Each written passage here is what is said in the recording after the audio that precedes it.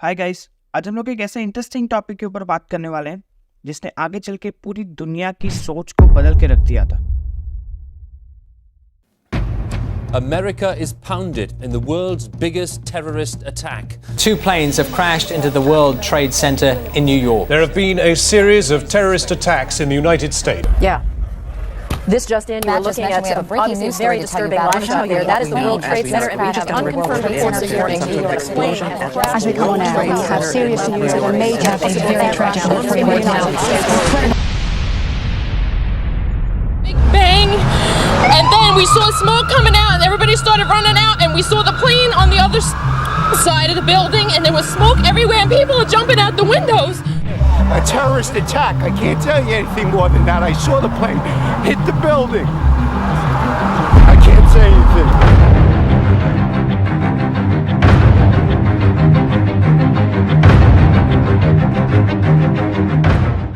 तो guys, date थी 11 सितंबर 2001। American airlines की फ्लाइट नंबर 11 टेक ऑफ करती है बोस्टन के इंटरनेशनल एयरपोर्ट से, जिसकी डेस्टिनेशन थी लॉस एंजलिस। इस प्लेन में 92 पैसेंजर्स थे और इस प्लेन के टेक ऑफ के 15 मिनट बाद पता चलता है कि इन 92 पैसेंजर्स में से 5 लोग हाईजैकर्स थे। तो ये 5 लोग पैसेंजर को ओवरपावर करने के बाद फोर्सफुली कॉकपिट में एंटर करते हैं और इन 5 हाईजैकर्स में से एक था मोहम्मद अत्ता, जो कि एक ट्रेन पायलट था। 8:46 in the morning American airlines का फ्लाइट 11 जो कि हाईजैक हो चुका था, उसे नॉर्थ टावर में क्रैश कर दिया जाता है। I had one.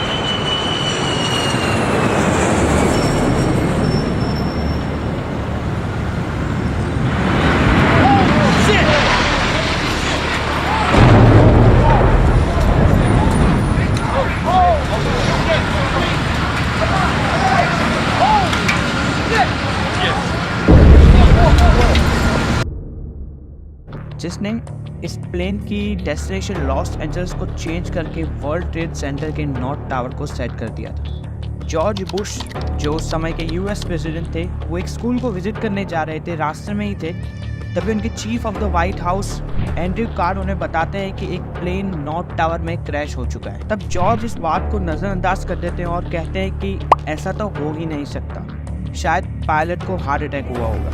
9:02 पे दूसरा क्रैश साउथ टावर पे हो जाता है।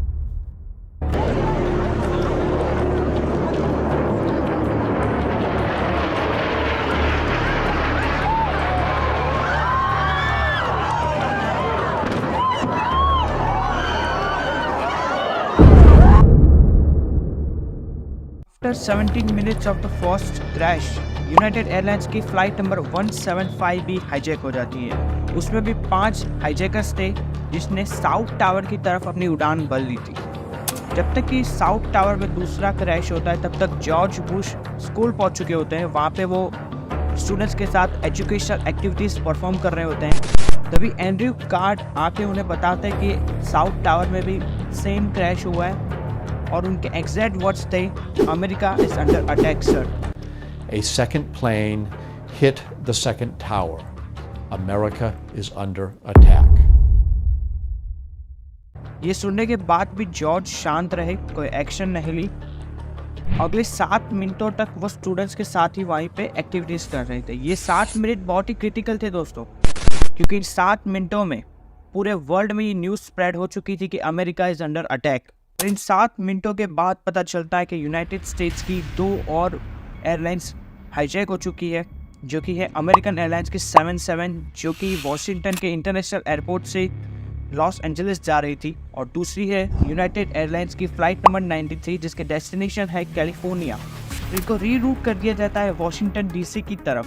दोस्तों, वॉशिंगटन डीसी यूनाइटेड स्टेट्स का कैपिटल है।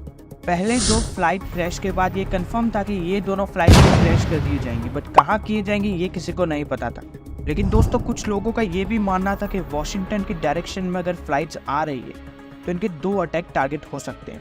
पहली है यूनाइटेड स्टेट्स के डिपार्टमेंट ऑफ डिफेंस की बिल्डिंग, जिसे ये लोग पेंटागन के नाम से जानते हैं, या तो फिर यूनाइटेड स्टेट्स के प्रेसिडेंट का घर white house. 9:37 in the morning पता चलता है कि फ़्लाइट 77 जो कि वॉशिंगटन के इंटरनेशनल एयरपोर्ट से हाईजैक की गई थी, उसे पेंटागन की बिल्डिंग में क्रैश लैंडिंग करवा दी गई है। और इस हमले के बाद यूनाइटेड स्पेस सर्विस को पूरी तरह से शट डाउन कर दिया जाता है।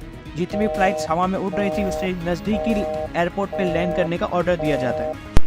9:59 in the morning south tower में जो अटैक हुआ था, जो कि क्रैश हुआ था, उससे पूरी ही बिल्डिंग कोलैप्स कर जाती है।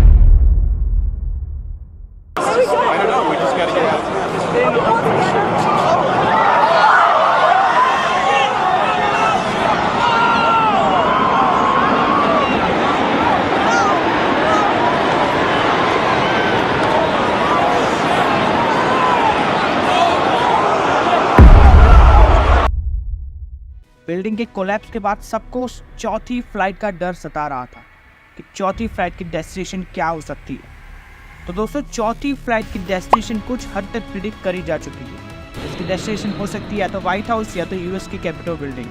व्हाइट हाउस बिल्डिंग दोस्तों, मैं पहले भी बता चुका हूँ कि व्हाइट हाउस यूएस के लिए कितना इंपॉर्टेंट है। यहाँ पे उनके प्रेसिडेंट रहते हैं, उनके प्रेसिडेंट का घर है ये। और अगर बात करें यूएस की कैपिटल बिल्डिंग की, तो उससे आप कंपेयर कर सकते हैं इंडियन पार्लियामेंट के साथ। इतनी इंपॉर्टेंट ये दोनों बिल्डिंग है यूएस गवर्नमेंट के लिए सर। इसी वक्त जो चौथे प्लेन के पैसेंजर्स थे, उन्होंने अपने अपने फ़ोन्स टर्न ऑन कर लिए थे। उनको अपने रिलेटिव्स के मैसेज आने लगे थे कि क्या हो रहा है अभी यूएस में। दोस्तों, यहीं पे ट्विस्ट है कि चौथे प्लेन में जो पैसेंजर्स थे, उन्होंने टेररिस्ट के सामने फाइट बैक किया, उनको ओवरपावर किया और किसी तरह कॉकपिट में भी चले गए होंगे। क्या सीन था वहाँ का, वो अभी तक क्लियर नहीं है, क्योंकि कुछ ऐसे वॉइस नोट्स हैं अभी भी हमारे पास उस प्लेन के, जिसे आप ऑनलाइन जाके चेक कर सकते हैं। लेकिन मैं आपको ये इस यकीन के साथ बता पा रहा हूँ क्योंकि चौथा प्लेन एक खुले ग्राउंड में क्रैश कर दिया गया था दोस्तों। 11 सितंबर की शाम होते होते ये पता चल जाता है कि 3000 से ज़्यादा लोगों की मौत हो चुकी है और 6000 से ज़्यादा लोग अभी भी इंजर्ड हैं। इसी दौरान नॉर्थ टावर भी क्रैश की वजह से कमज़ोर हो जाता है और 10:28 इन द मॉर्निंग भी कोलैप्स कर जाता है। के पीछे ओसामा बिन लादेन और अलकायदा ग्रुप को टारगेट किया जाता है। लेकिन दोस्तों, ओसामा बिन लादेन कुछ समय बाद ये स्टेटमेंट पास करते हैं कि वो इन अटैक्स में इनडायरेक्टली और डायरेक्टली किसी भी तरह से इन्वॉल्व नहीं है। बट 3 साल बाद ओसामा ये सब रिस्पॉन्सिबिलिटी अपने ऊपर ले लेता है। ओसामा बिन लादेन ये जस्टिफाई करता है कि ये करने के पीछे उनके बहुत सारे कारण थे। यूएस जो मिडल ईस्ट में इंटरफेरेंस कर रहा है, इजराइल को सपोर्ट कर रहा है और मुस्लिम पे जो जुल्म बढ़ रहे हैं, इसको इस अटैक का कारण बताया जाता है। दोस्तों, खालिद शेख को इस हमले का प्रिंसिपल आर्किटेक्ट बताया जाता है। ये आदमी 1993 के वर्ल्ड ट्रेड सेंटर के बॉम्बिंग में भी इन्वॉल्व था। इस अटैक के 6 हफ्तों बाद यूएस गवर्नमेंट एक पैट्रियोटिक एक्ट पास करता है, जिसे बहुत ही जल्दी में बनाया जाता है। पूरी तरह इसे पढ़ा भी नहीं जाता, ना पूरी तरह एक्सप्लेन किया जाता है कि सच में क्या होने वाला है। क्योंकि दोस्तों, इस अटैक ने आम आदमी के ऊपर भी, आम जिंदगी के ऊपर भी कुछ अपने इम्पैक्ट्स डाले। मैं आपके साथ वो इम्पैक्ट शेयर कर रहा हूँ। And then I saw flames engulf the whole upper portion, and then I saw the smoke, and then we saw the people jumping. We saw what we thought was debris, and we realized it was people jumping. Glass started popping, and people got hurt, stuff went on top of them, and it was a big explosion, and everything got dark. और अगर बात करें Osama bin Laden की, तो मई 2011 में Osama bin Laden को भी US army की तरफ से मार दिया जाता है। खालिद शेख के साथ साथ 3 और टेररिस्ट को अरेस्ट किया जाता है और इन्हें आज की डेट तक जेल में रखा गया है। दोस्तों, आपको इसमें ऐसा लग रहा होगा कि इस अटैक में ऐसा क्या खास बात है, ये नॉर्मल टेररिस्ट अटैक क्यों नहीं है। इस अटैक के बाद एयरपोर्ट सिक्योरिटी में भी काफ़ी चेंजेस हुए थे। पहले के टाइम पे बिफोर 2001 आपको इतने सारे सिक्योरिटी चेक पॉइंट्स क्लियर नहीं करने होते थे। नॉर्मली आप 1 या 1.5 घंटे पहले जाके एयरपोर्ट पे चेकिंग करा के अपनी टिकट लेके आप फ्लाइट पे सफ़र कर सकते थे, बट अब ऐसा नहीं हो पा रहा है। अब यहाँ पे इतने सारे सिक्योरिटी चेक पॉइंट्स है कि ऐसा फिर से ना हो पाए, ऐसा अटैक फिर से ना हो पाए। तो दोस्तों, ये एक्ट गवर्नमेंट को पूरी तरह से पावर देती है कि वो किसी भी सिटीजन पे स्पाई कर सकते हैं। दोस्तों, कुछ लोगों का ये भी मानना था कि अटैक की आड़ में ruling party, ruling government opposition को गिराना चाहती है, वो उन लोगों पे स्पाई रखना चाहती है, इसलिए ऐसा एक्ट पास किया गया है। तो ये थी कहानी 9/11 के अटैक के बारे में। आपको अगर ये वीडियो अच्छी लगी हो तो वीडियो को लाइक कर दीजिए और ऐसे ही इंटरेस्टिंग वीडियो देखने के लिए हमारे चैनल को सब्सक्राइब कर दीजिए। Thank you.